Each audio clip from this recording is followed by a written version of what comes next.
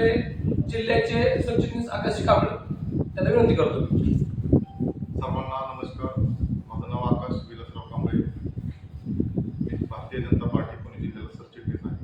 खरं तर आजची पत्रकार परिषद घेण्याचा प्रमुख विषय की इंदापूर तालुक्यामधील आपले तहसीलदार जीवन बनसोडे यांच्या मनमानी कारभार, स्वतःला मालक म्हणून समजण्याच्या भूमिकेतून चाललेला कारभार, त्याचा निषेध करण्याच्या दृष्टीने आजची खऱ्या अर्थाने पत्रकार परिषद आम्ही आयोजित करण्यात केलेली आहे. 1 तारखेला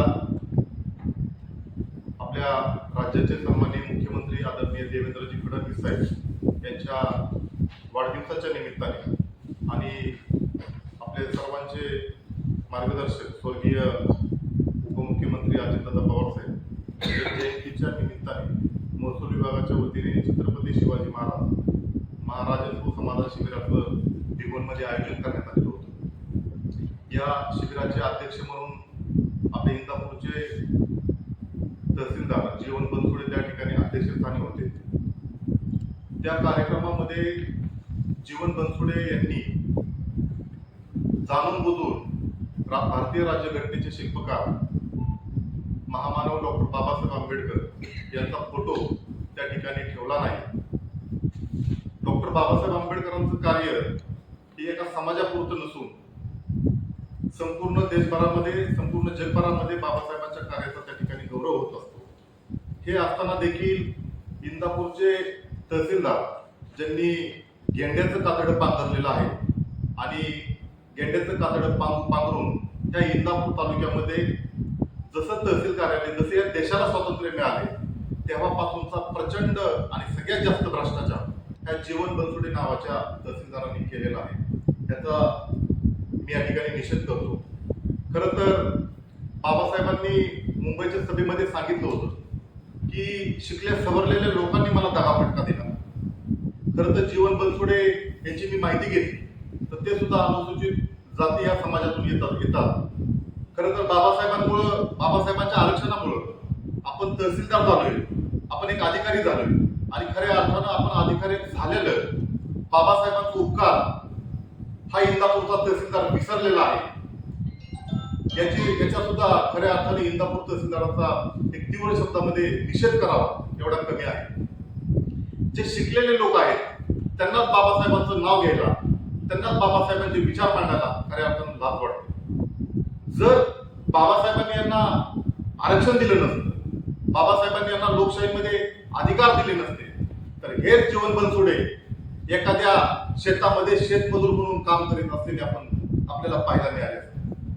खरं तर एक तहसीलदार झाल्यानंतर एक अर्वाच्यपणा किती असावा, एक मुजोरी किती असावी हे खऱ्या अर्थाने इंदापूरच्या तहसीलदाराला पाहिल्यानंतर आपल्याला लक्षात येतं.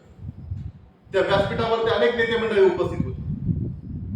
ज्या बाबासाहेबांनी जगायला शिकवलं, ज्या बाबासाहेबांनी लोकशाहीच्या मार्गातून आपल्याला मतदानाचा अधिकार दिला, ज्या बाबासाहेबांनी महिलांसाठी धोरण केलं, ज्या बाबासाहेबांनी आर्थिक क्षेत्रामध्ये देखील उल्लेखनीय कामगिरी केली, कामगारांसाठी बाबासाहेबांनी मोठ्या प्रमाणामध्ये काम केलं आणि त्याच बाबासाहेबांना विसरण्याचं काम त्या इंदापूरच्या तहसीलदारांनी केलेलं आहे. इंदापूरच्या तहसीलदाराचा मुजोरपणा एवढ्यावरती थांबत नाहीये. इंदापूरचा तहसीलदार हा त्याच्या कार्यालयामध्ये आलेल्या लोकांना अर्वाच्य भाषेत बोलतो, त्यांना गेट आउट बोलतो, त्यांना बाहेर जा बोलतो. एखाद्या वरिष्ठाचा आपण ज्या पद्धतीने आपल्या कुटुंबातील माणसाचा सन्मान ठेवतो, आपल्या आजी आजोबांचा सन्मान ठेवतो, ते सुद्धा कार्य खऱ्या अर्थानं तहसीलदार आपल्या वयोवृद्ध लोकांना सुद्धा दमदाटी करण्याचं काम करतात. काल परवा हा प्रकार घडल्यानंतर एका कार्यकर्त्यांनी त्यांना विचारणा केली. आपण सर्वांनी ती क्लिप पाहिली, संपूर्ण महाराष्ट्रावर ती क्लिप या ठिकाणी व्हायरल झालेली आहे. त्या कार्यकर्त्याला सुद्धा इंदापूरचे तहसीलदार अर्वाच्य भाषेत बोलताय. त्याला म्हणताय तू मला लेखी स्वरूपात दे. एवढा आरोप, एवढी मस्ती, एवढी मगरमच्छ आणि एवढा भ्रष्टाचार येतो कुठून? ह्याच्या पाठीमागे नेमकं कुणाचं षडयंत्र आहे आणि इंदापूरच्या तहसीलदाराला नेमकं पाठबळ कुणाचं आहे ह्याचा सुद्धा अभ्यास येणाऱ्या काळामध्ये मित्रांनो आपल्या सर्वांना करावा लागेल. इंदापूरचे तहसीलदार खऱ्या अर्थानं त्या कार्यक्रमामध्ये जर व्हिडिओ पाहिला तर ज्यासाठी छत्रपती शिवाजी महाराज हे अभियान आपण त्या ठिकाणी घेतलं होतं, हे सरकारच्या माध्यमातून घेतलं होतं. या सरकारच्या माध्यमातून घेत असताना या राज्याचे प्रमुख उपमुख्यमंत्री या राज्याचे प्रमुख मुख्यमंत्री असतात आणि राज्याचे प्रमुख मुख्यमंत्री असताना देखील आदरणीय देवेंद्रजी फडणवीस साहेब या राज्याचे महसूल मंत्री आदरणीय चंद्रशेखरजी बावनकुळे साहेब यांचा सुद्धा नामोल्लेख या बहादराने त्या कार्यक्रमामध्ये केला नाही. खऱ्या अर्थानं स्वर्गीय अजितदादा पवार साहेब असतील, आदरणीय देवेंद्रजी फडणवीस साहेब असतील, यांचं वाढदिवस आणि जयंतीचं औचित्य साधून महसूल मंत्री चंद्रशेखर बावनकुळे साहेब यांनी हा कार्यक्रम आयोजित करण्यात केलेला होता. परंतु त्यांचं सुद्धा नाव हा मगरमट्ट, गबरगट्ट आणि भ्रष्टाचाराने व्यापलेला आणि गेंड्याची कातडी पांघरलेला हा जीवन बनसुडे नाव घेत नाही. याला नेमका तिरस्कार कोणाचा आहे, त्याच्या पाठीमागे नेमकं कोण आहे याचा सुद्धा शोध येणाऱ्या काळामध्ये आम्ही लावणार आहोत.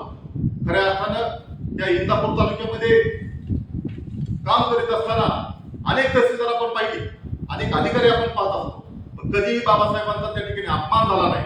बाबासाहेब इतके छोटे नाहीत, बाबासाहेबांची उंची फार मोठी आहे.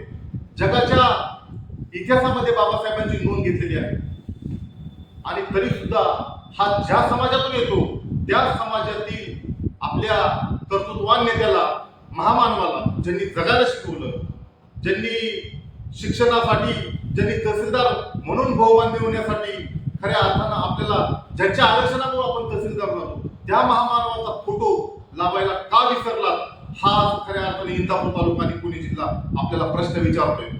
याचं योग्य पद्धतीने उत्तर जर जीवन बनसोडे यांनी येणाऱ्या काळामध्ये नाही दिलं तर त्याचे सुद्धा परिणाम त्यांना खऱ्या अर्थानं भोगावे लागतील.